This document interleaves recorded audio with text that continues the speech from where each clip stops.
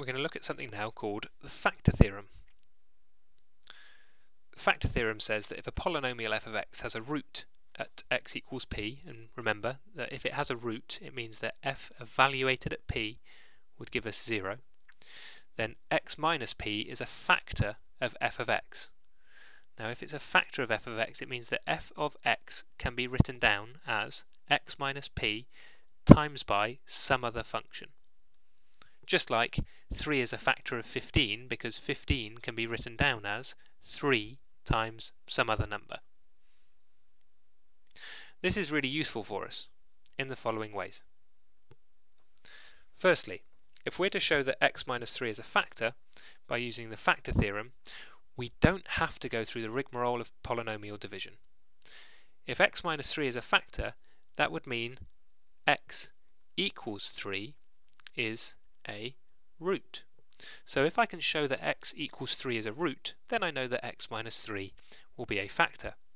Well, how do I do that? Well, I'm hoping that when I evaluate this at 3, what I end up with is 0.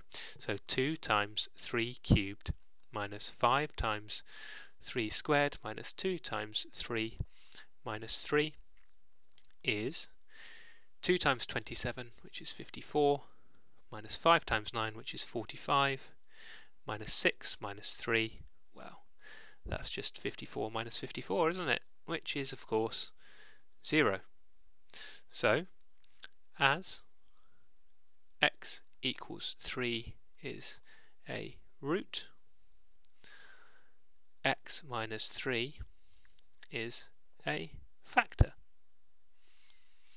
by factor theorem. And we're done. No complicated division, just simple substitution. Now we've got another fact. Given that x plus 2 is a factor of this thing, we want to find the value of a. Well, again, because we know that x plus 2 is a factor, we know that f of minus 2 must be 0. We know that negative 2 must be a root. So we would write that down in our equation.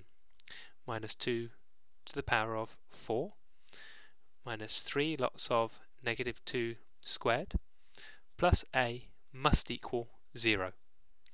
That's going to give me 16 minus 12 plus a equals 0, or 4 plus a equals 0, or the fact that a is equal to negative 4. Now this is my mistake, that should not be plural, because there is only a single solitary value of a. By first factorising, sketch this cubic. This is another use of the factor theorem. Now, at the moment, we haven't been told any of the roots of this equation. So what do? Well, we guess. So I start off by thinking, well, possibly 1 could be a factor. That would give me 2 minus 1 minus 13 minus 6, which is minus 18. So, nope, that's not going to work for me. Let's try negative 1.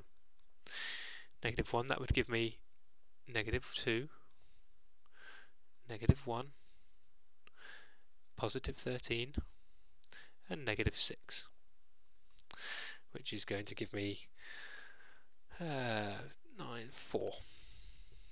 Still not 0. So I try again. Let's guess this time that the root is going to be 2. 2 times 2 cubed would be 16, minus 4, minus 26, minus 6, which gives me, oh dear, minus 20. No. Well, keep persevering. Let's try negative 2. That would give me negative 16, and then we would have minus 4, plus 26, minus 6. Hang on a minute, what's going on here? I think we have it. We've got here minus 26 plus 26. Yeah, there we go, we've got that as our 0. So we have suddenly found that x equals negative 2 is a root. So by sheer guesswork, we've managed to find one of the roots.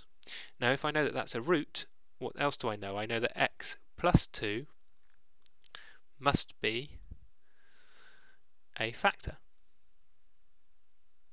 And now, because I know one of the factors, I can use polynomial long division to find the rest of them. So I can think, well, x plus 2 must divide exactly into 2x cubed minus x squared minus 13x minus 6.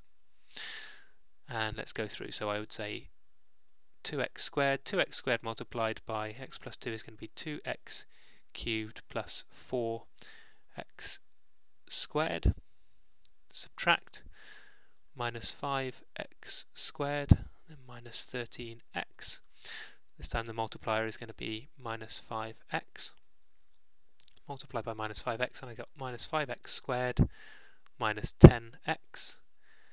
Again, subtract, whoops, and that's going to give me minus 3x minus 6.